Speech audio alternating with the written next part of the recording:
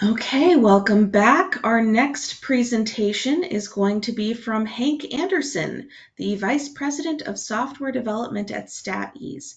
Hank is our lead developer, our design expert, the person who's worked on the software the longest and most continuously at StatEase over our 40 years. And we are excited to have him presenting on some new features that were released last week in StatEase 360 and Design Expert software. So please enjoy. I hope that you're able to take advantage of these features. Hank, take it away. All right, thanks, Rachel. Um, yeah, like Rachel said, my name is Hank Anderson. I have been a developer on the software for a little over 20 years, so a good portion of our uh, lifetime of Staties and of the software. Yeah, so I am here to talk about version 25 and some of the new features we have. Like Rachel said, we just released it not too long ago. I'm going to make the same disclaimer that Andrew made that I'm not a statistician. So I am going to get into some statistics here. I've been learning a lot of statistics by osmosis over the last 20 plus years, hanging around with all these guys. So, but if I do use some imprecise language, I apologize. So let me show you what we're going to talk about here.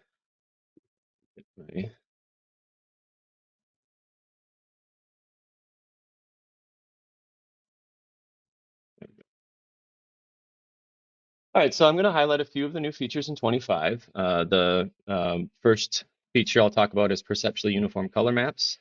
And then I'll talk about our new split plot analysis feature. And finally, I'm going to show off a Python script that my colleague Joe Carrier made that does lifetime analysis using Weibull regression.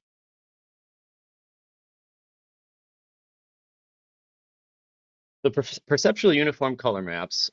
Before I get into what exactly those four words mean, I just want to over color maps in general.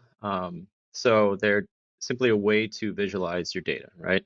You're mapping some colors to some values. In this case, response values is typically what we use them for in our software. Here, this is a contour plot with a bunch of nice rainbow colors on it. In our software, we previous to version 25 used a rainbow map. It's anchored at 3 different colors. So we have pure blue on the left, pure green in the middle, pure red on the right. And these are actually configurable by the user, but these are the default colors. So there's 3 colors, and then we interpolate between them for a uniform gradient between blue, green, and red. So this is how our contour plots were implemented when we first switched to color plots back in the 90s. Before that, we just had little green contours in our DOS software. I went back and looked at those. I should have got a screenshot because they're pretty cool to look at. So I never really thought about what, this was fine, right? It's uniform, it's easy to program, it goes from 0 to 255 of each of the different colors. But we had a couple of users bring up these perceptually uniform color maps, and so we did some research and found that they were pretty useful, and I'll explain why. So there are 3 problems with the rainbow color map. The first is why is it blue, green, and red? What's the meaning of those colors? You could make an argument that blue is cool and red is hot. So maybe if you're interested in the high points of your response, then that makes sense. Why is green in the middle? Nobody knows, right? If you were asked to order colors, if I handed you some swatches of colors, if I handed you some gray colors and asked you to put them in order, you might be able to do it by luminance, right? That's obvious. There's an ordering there. But if I handed you some colors like purple and yellow and red, I mean, that'd be a little bit more difficult, right? There's the order of the rainbow, but it's somewhat arbitrary. So that's the first problem with the the rainbow color maps is that the ordering is not immediately obvious when you're looking at a contour plot. For the second issue, I'm going to switch to our software here. Screen. Okay, I'm just going to build a CCD, two factors. There we go. And I'm going to simulate a very simple surface. So I'm going to do A plus B with no error. Um, and then fit that. We have obviously a linear model, coefficients of 1 for A and B. Here's the contour plot. Delete these contours just to make this obvious here. So the second problem people have found with the rainbow color maps is that there are artifacts, particularly at cyan and yellow. And you can kind of see that here. There's somewhat of a line diagonally across the top where it's yellow and where it's cyan. It looks like there is a ridge there, when in fact there's not. And we know that because of the surface I just modeled is flat, right? What's interesting, and this is kind of goes into what I'll talk about later, is that on this low resolution monitor that I have, I lowered the resolution for the talk today. It's actually not as pronounced as it is on my higher resolution laptop screen. So that's somewhat interesting to see. There's also, the problem gets more exacerbated if you don't choose your gradient ranges well. So if I tighten these up a little bit, you can really see the artifacts there. So that's the second issue with these maps. And then the third issue is a loss of information. They were calling a perceptual dead zone in the research, typically around green. So this is a sine wave that I had simulated, and you can see it's there is a ripple here, but it's somewhat difficult to see between the cyan and green mix up to the green yellow. Can be hard to perceive. So what's going on here? It's a uniform color map. Why are we having these issues? And it has to do with translating from the code to the LED, creating light. Light goes in your eyes. Your rods and cones are not uniform. They perceive different wavelengths of light, right? And then just occurred to me when we started this presentation that not only is that happening when you're just using your computer, but now sending this out, over uh, the webinar, it's also getting compressed, sent in a packet, across the world. So there's a lot going on that that affects these colors. And then of course people's eyes are different as well, right? And finally, there's once light gets to your eyes, it also has to get to your brain in the form of electrical signal. Your brain needs to decide what's going on with those colors, and that can get messed up. I don't know if you remember the dress from I think it was around 2015. This image got passed around the internet. People were saying it's white and gold. Some people are saying it's black and blue. And it all depends on what your brain is doing with the information it's receiving, right? So it looks white and gold to me. It turns out the actual dress in real life is black and blue. I don't see how that's possible, but apparently that's the case. So those are the issues, and what can we do about it, right? There's been a lot of research into this. This is very important for data visualization. Uh, there are perceptually uniform color maps that people have developed that try to mitigate these issues. We chose a few from a paper by an Australian guy named Peter Kovesi. He's got a great paper on designing these color maps. So we've implemented this dialog in version 25. The top left one is the original color map, and then the other 8 are the new ones. So I am going to show that off in the software. I'm going to switch to a different data set. It's more interesting than this one.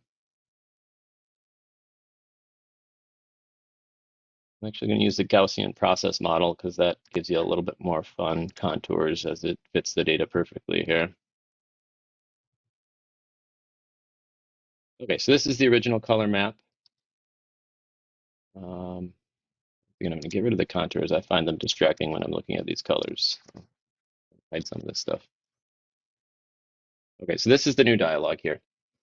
Uh, Click on it, brings up a little selection, and here's the first map. So this is a rainbow color map. This is the new default in version 25. So you'll start seeing this going forward. Um, this is the what Peter called the least bad rainbow gradient, rainbow color map.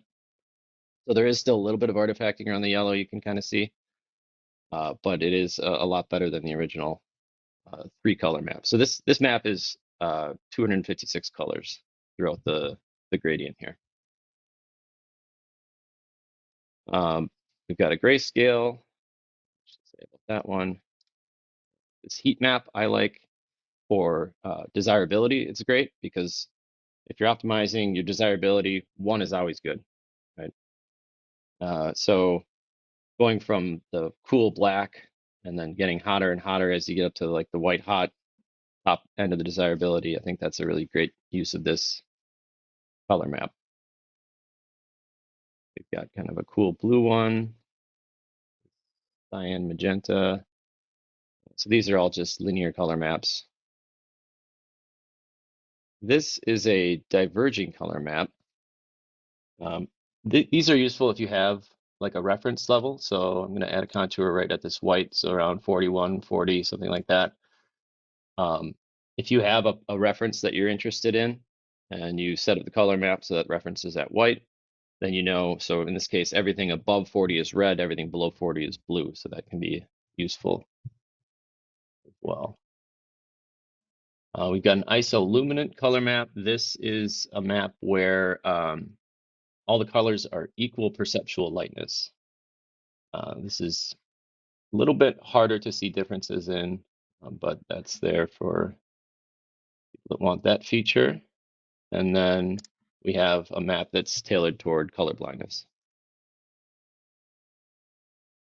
So those are the new maps. They are also, let's go to the defaults real quick. They're on a per graph basis now. So you can choose different color maps for different graphs. They will save with the file. When you reopen the file, they'll keep those color maps. Any new graph will use the default here. I had it set to our old custom color map. I'm just going to switch that to the new rainbow one. That's the new default, like I said. So now every contour I create will have that new default.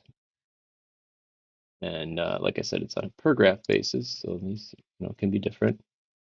And of course, this affects the 3D plots as well.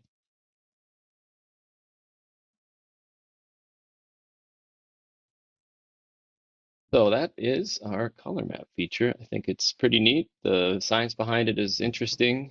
It's a better visualization of the colors, and I think they are pretty nice looking as well. So hopefully people enjoy that. Of course, knowing all this about the biology of our rods and cones and whatnot, you could use that knowledge for more nefarious purposes, as Randall from XKCD did when he created what he called the pain bow, the worst color scale he could come up with. That one is not going to make it into the software, unfortunately.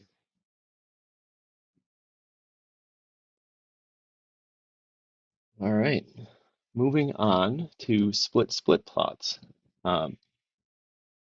We introduced split plots in version 9, which was some time ago. And so this has been a long time coming. People have been asking for this for a while. So I'm happy to say this is in version 25. Listening to Andrew's talk, it occurred to me that we should remake the coffee experiment with a split plot at some point. We don't have same office as we used to, but hopefully someday we can get some tasters together and try that again with some more options. So I'll just go into what a split plot experiment is for people who are unaware of that. This is a tool used when there are factors that are hard to change. So things that are maybe costly to change, equipment that you'd have to change out to do an experiment, maybe things that are time consuming. And this creates a situation where either you can't do the experiment or you've got to do uh, organize your experiment into groups where a factor does not change in that group, even though other factors are changing. So this creates a restriction on the randomization. It creates two strata of randomization. You've got your groups where the one factor is not changing. So you got group to group variance that you need to consider. You also have within group variance that you need to consider where the easy to change factors are changing. This restriction on randomization violates one of the assumptions that we use when when you're analyzing using ordinary least squares. So that analysis is no longer appropriate, and we have to use another analysis. We have in our software we use maximum likelihood estimation. This is not the same as blocking. It's similar. Blocking also creates a restriction on your randomization. But in the case of blocking, you're not interested in the whatever you're blocking against, like day or operator. It may be something you don't control and you want to remove that variability. Whereas in this case, we're estimating these hard to change factors as fixed effects and we're interested in modeling them. So it is different from blocking, although it's somewhat similar.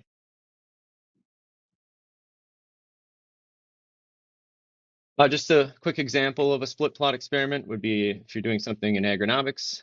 This is the classic example. This is where the terms come from. So you'll see plot a lot, subplot, whole plot, split plot, and that is referring to a plot of land, right?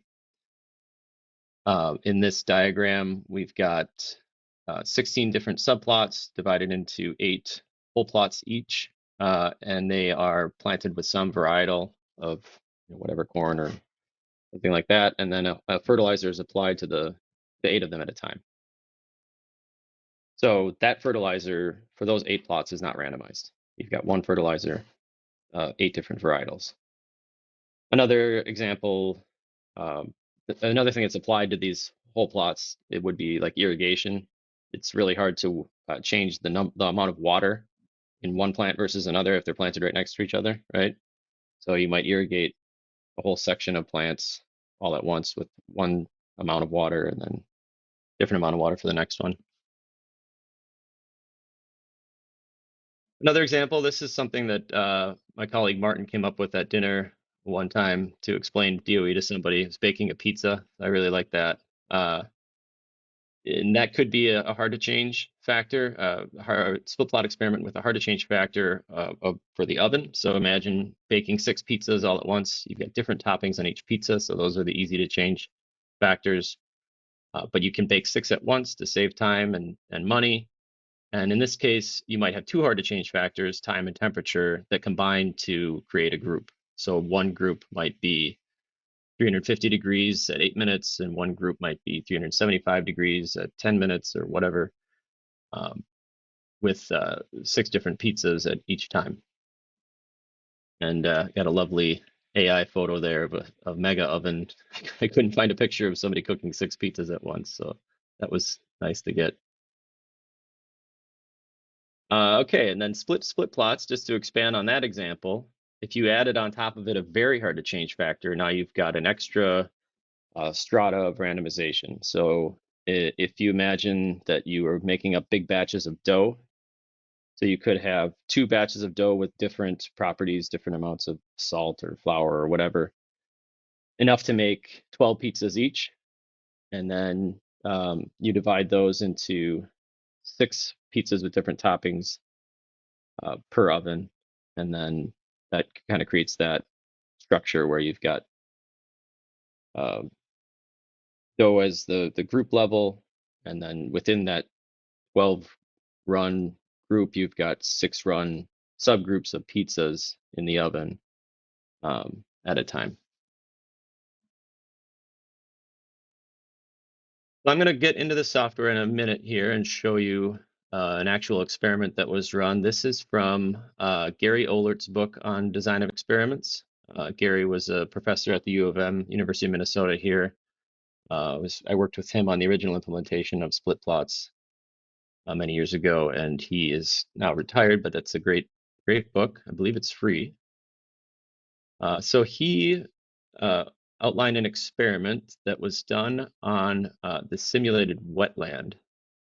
So these experimenters were interested in the effect of nitrogen and the introduction of weeds, how that affected plant growth in a wetland setting. So they had three factors: the amount of nitrogen applied, the weeds. That factor is actually either no weeds or two different species of weeds. So that's a three-level factor there. And then the third factor is clipping or no clipping, which he called a herbivory treatment. I'm not entirely sure what that means, like they're pruning it or something. And that was the final factor. They had 48 samples of wetland, so just like some soil or mud or something that they put into these wire baskets. Each wire basket had two samples each. So those samples in each wire basket, one would have been clipped and one not clipped. That's just the way that they decided to do it. So that constitutes 24 subgroups. And then they put the wire basket in these trays full of water, and each tray could hold three baskets.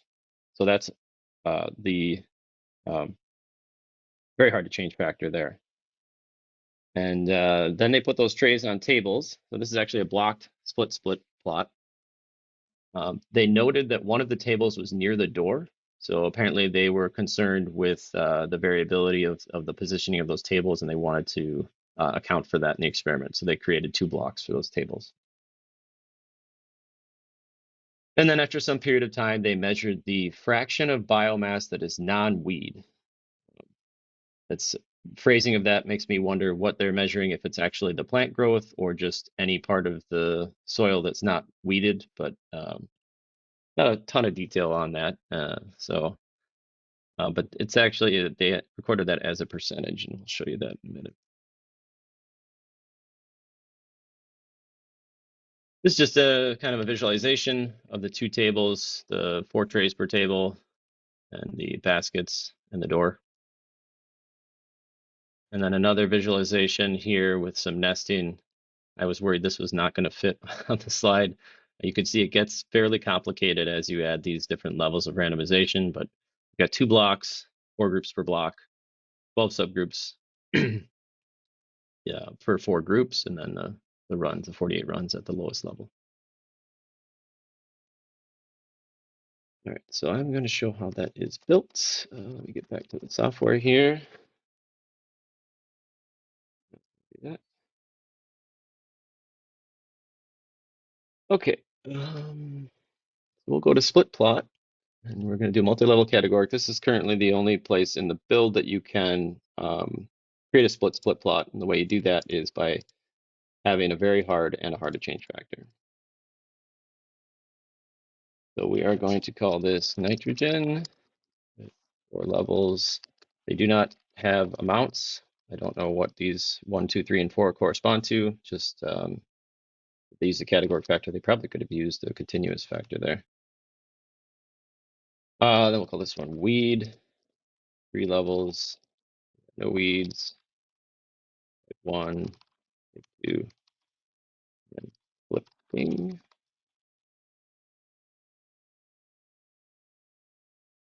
Okay. That's that. We are getting a warning that we cannot test the hard to change factor because we only have 1 replicate here. So I'm going to add a replicate and we'll block it. That gives us our 48 runs, 8 groups, 24 subgroups. All right, we can rename the block levels here to table 1, table 2.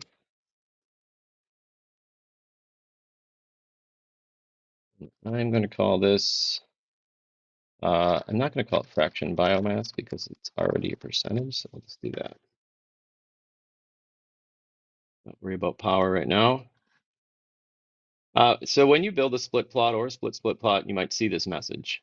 Factor settings should be reset between groups, even if the levels are the same. So if you've got a hard to change factor and you have 2 groups in a row where the the levels are the same, you might be like, "Ah, it's hard to change. I don't want to reset my oven or get, whatever you do to reset your equipment." But it is important that you treat them as if they are separate randomized groups. And you can see like here, and this is kind of a bad example because this is just the absence of weeds, but you've got two subgroups, subgroup 6 and 7, and this factor does not change, but it's really should be these two you don't have to change it in the subgroup, but you should change it between the subgroup. That's what that message is warning you about, or reset it, I should say. So this is the split view. We've got some nice coloring to differentiate between groups, subgroups, and then this solid black line is separating the two blocks.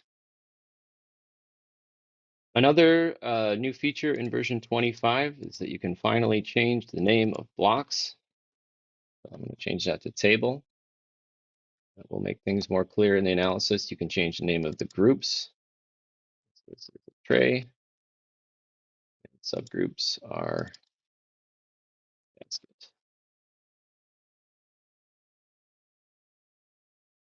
All right, so that's our experiment. I am going to cheat a little to get that biomass percentage in and open a design I already built. Okay. Oh, I guess I did call it fraction non-weed in this part. That's fine. All right. Let's go to the evaluation.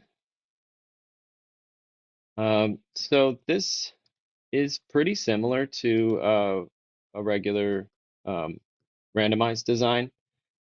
You will see that there is this stratification of the degrees of freedom in the model terms.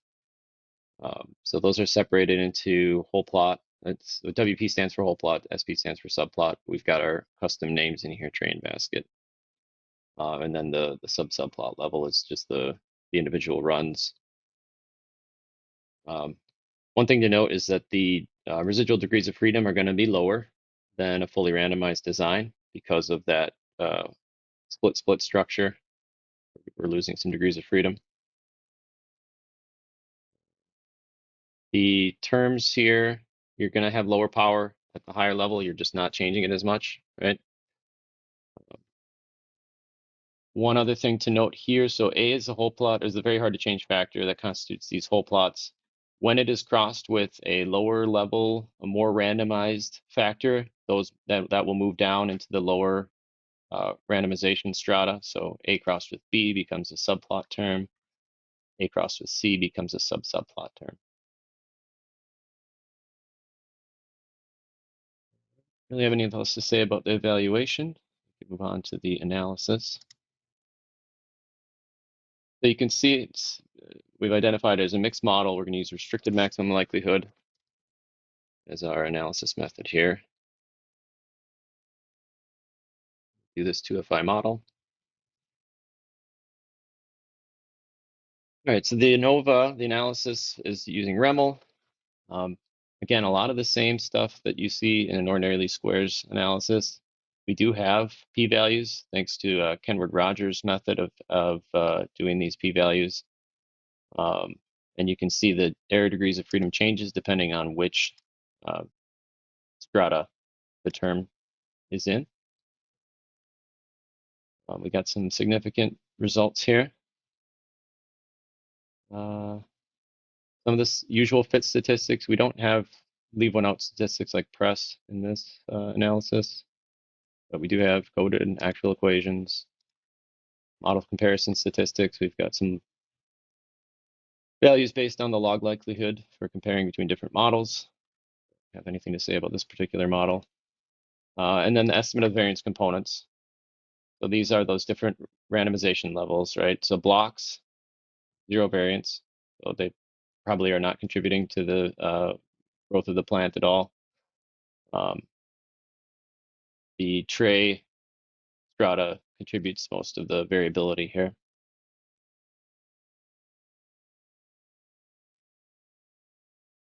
Diagnostics, switch this since we're in such a low resolution. Um, Again, nothing really to say here. Everything looks pretty good. Nothing alarming.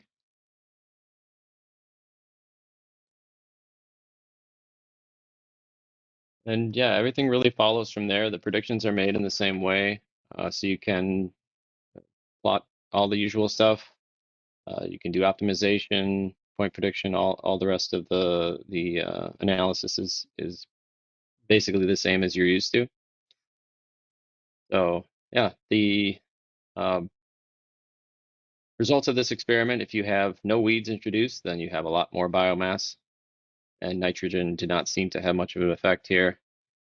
But once weeds are introduced, the nitrogen causes them to really take off, and they kind of take over at the highest nitrogen level. So that was very significant. The clipping didn't seem to do anything at any combination. Um, they did think it was significant in the paper, but I don't see it. It looks like these LSD bars are all overlapping. So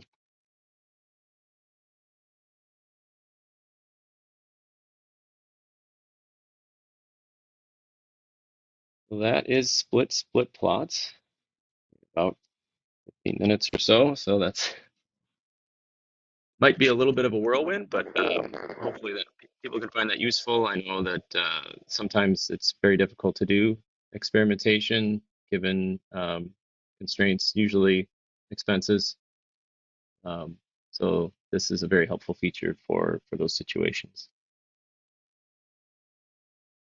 All right, and lastly, I'm going to use Python to do some analysis of lifetime data. So when analyzing lifetime data, which is um, experiments where you have something that is failing or something that is dying, you're measuring the time until some event, light bulb burning out. It could even be the time until something appears, like a tumor in a test subject. Um, so it's a little bit different of a response value than some of the other typical examples where you have yield or whatnot. Um, and a lot of times these results are not normally distributed. They violate the constant variance assumption, and you can't use the usual tools. There is, if you have this data, a lot of times the Box-Cox plot will recommend a log transform, which can be fine. That can work out.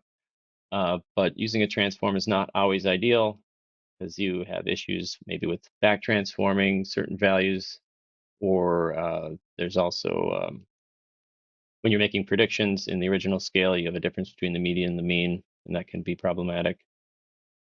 But ideally, we don't want to do that. And there is an alternative in Weibull regression. And for this, we can use the Python package lifelines. This does Weibull regression. It can also handle censored data. So in the script that we have, we handle write censored data, which is where you observe something that has not failed yet, and then at some point after that it fails, and you don't really know when. So you just have that one. You saw that the light bulb was on one day, and you came into the room the next day, and it was off. It was burnt out. That would be like a right censored observation.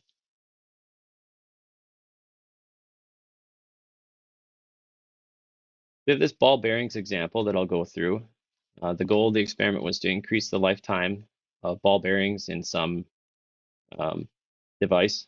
It's not said what the device is, but they made some modifications to a few properties of this device, of outer ring oscillation, inner ring heat treatment, and cage design.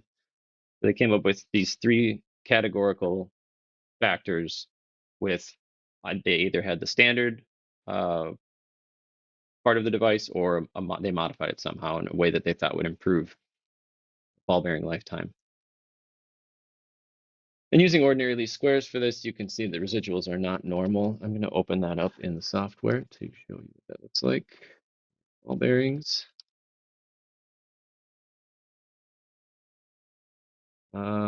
Already got a 2FI model. And so the normal plot, got some concerning points here. observed versus predicted, we've got that megaphone pattern that is indicating non-constant variance. So Boxcox does recommend a log transform, and we can do that, right? No problem. Natural log. Grab those factors again. And that looks better, right? But like I said, not always ideal. You go to point prediction, you get this nice big orange warning that the predicted mean and median may differ. We do not calculate the standard error on the mean scale, or on the original scale. Okay. So the alternative, and this is done in Python. If you have STAT 360, this is actually in the example scripts here. This will open up that script that Joe created. This does use some third-party packages. We do have a tutorial on how to set up your Python environment, and these are fairly simple to install. Not going to get into that right now, but I will run this, and it's going to create a nice little interface. Might take a second here. Popped up on the other screen. Okay. So this is the interface that Joe came up with using a similar package to what Andrew used. This is it's called Free Simple GUI in Python. So we just have a model term selection here. We've got the column of data. It actually pulled that from the design. So this is the life column. There is a censoring type option, but you have to have an additional column where, it says right here in this tooltip, if you can see it, you create a column of data where 1 is that the event was observed and 0 the event was not observed, and so that triggers the right censoring analysis option. I'm going to fit the full model here, or well, the 2FI model here. Okay, this might be a little bit hard to see, but this did the Weibull regression and gave us some information over here. We do have some p-values, and it looks like C and AC and BC are not significant. So in our software, we don't use this colon for the cross terms. That is something you will see, but that just means A times B, A times C, B times C, the interactions there. I'm going to deselect the insignificant terms. Let's see, C, BC, and BC, and reanalyze. Okay, so now we have all the terms are significant. We've got some coefficients here, and we have a prediction equation, which is quite different than the usual equations that we'll see in ordinary least squares. So this is these coefficients are exponentiated, multiplied by a gamma function with this other intercept in there. I'm not going to pretend to know exactly what is going on with the Weibull regression, not being a statistician, but we do have an equation we can make predictions with. So the tool will also pop that right into the software for you. When I click Export Equation, you'll see a new response column appear. Oop, my mouse is not working there, or what happened? Okay, we have this Weibull life column. Get out of Python. And you can see that the numbers kind of are close to the observed values there. This is what we call an equation-only response. We are directly using that equation from the Weibull regression to make predictions. These values are generated directly from that equation, so they are not they're not observed values. We don't have any analysis to be done. We don't want to do any fitting because it's already fit.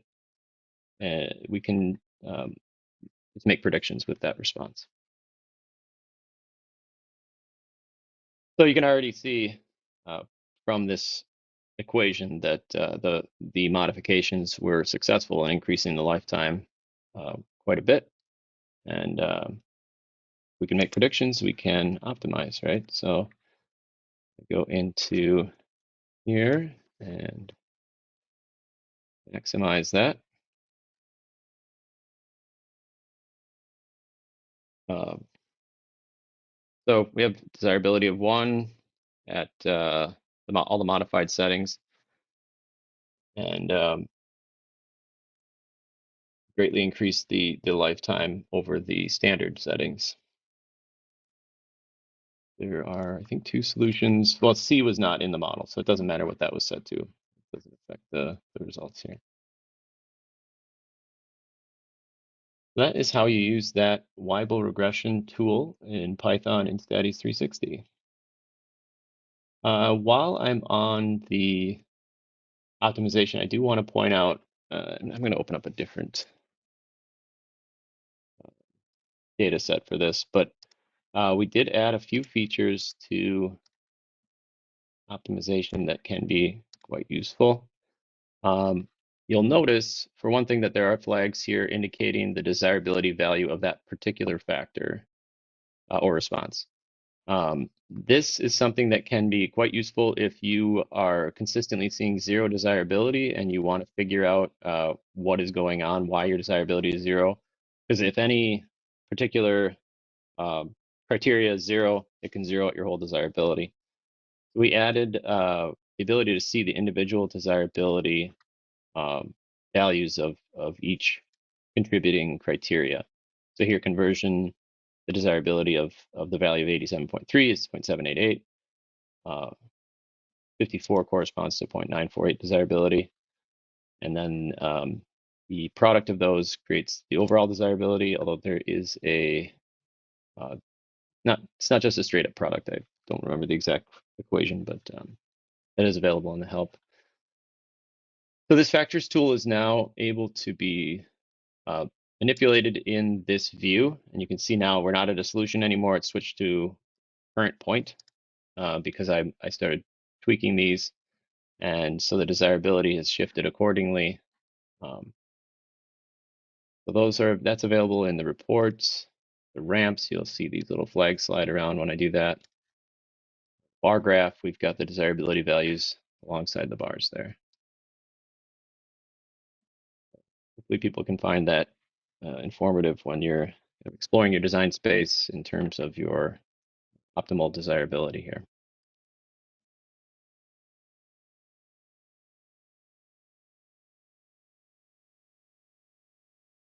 Okay, you saw this in the software, so I'm going to breeze through that. So just to recap, we've got in version 25, new color maps are perceptually uniform. They help increase the amount of information you get from those contour plots and reduce artifacting. We've got them saved per plot, so you can have some nice visuals there. We've added split plots, general factorial, multi-level factorial build, as well as the Dremel analysis with Kenward-Roger p-values. Added the ability to rename the blocks, groups, and subgroups for better usability there. And we have a Python script for doing Weibull regression. And then I showed you how to evaluate the desirability at any point in the design space. What's next? We are very busy already on the next version. We are working on split optimal builds that should hopefully be here this year. And then further out, we are doing a bit of a overhaul of the interface. So that will be kind of an updated look and feel.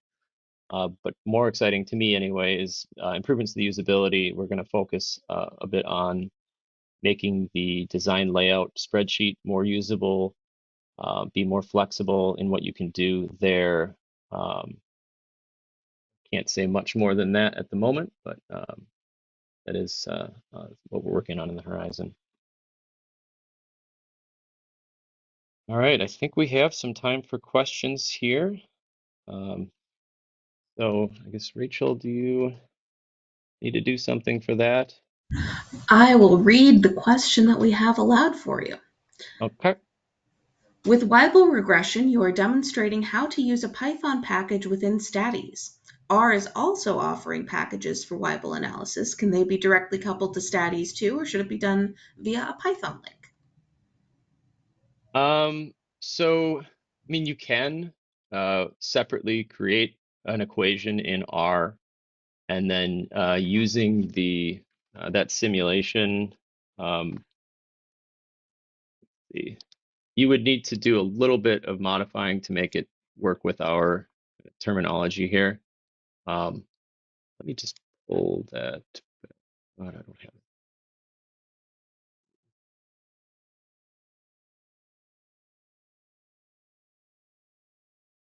it. Right, so you need to use the right terminology for the simulation here, but you could get an equation from R and paste it in to this simulation editor as a equation only response.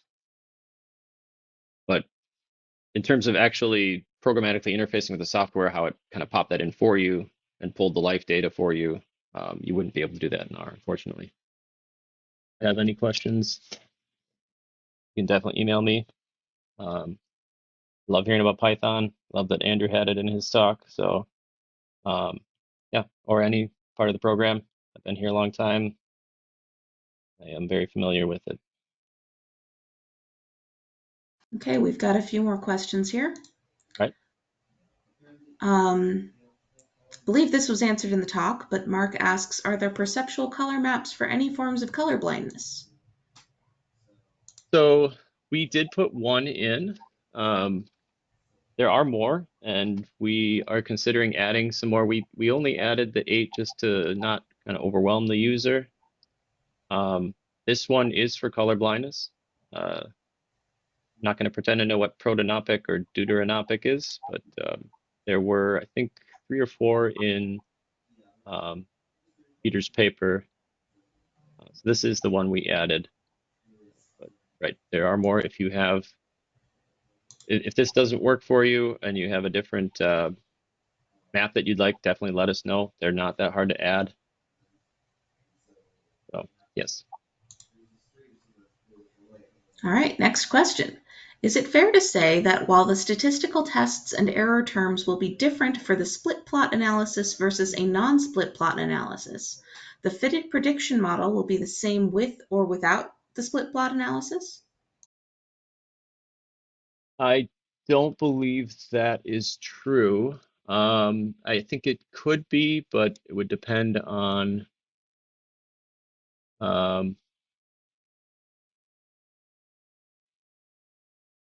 on the fit. Trying to think here. This would be a great question for one of our statisticians. But I'm going to defer to them if somebody wants to follow up. I don't know whose question that was, but we can follow up on that. I don't think so. I guess they should be close, depending on how your data is. I mean, obviously, the restriction on randomization is going to affect the fit. Um, the fewer changes you make to those hard to change factors, you just don't have as much information there, right? Um, but yeah, the exact extent of it, I couldn't say. I'll go ahead and create a ticket for that question with our Stat Help group. Anyone who Perfect. is a current user of StatEase software is eligible for Stat Help. That means you can ask our statistical experts questions about your DOE or DOE in general and get a free answer. We really like helping people like that. We're going to go ahead and wrap this up. Hank, thank you very much for your talk. It's always enlightening to see what has been newly released in StatEase software. I hope that folks are able to apply these new features to their own work. And of course, if you have any questions about the new features that you saw today, you can email StatEase. You can email Hank, his email's right there. You can email stahelp@statease.com if you've got more questions like the one about split plots, or you can email sales@statease.com for any of your other questions. Again, thank you for attending today, and thanks for a great start to our 2025 online DOE Summit.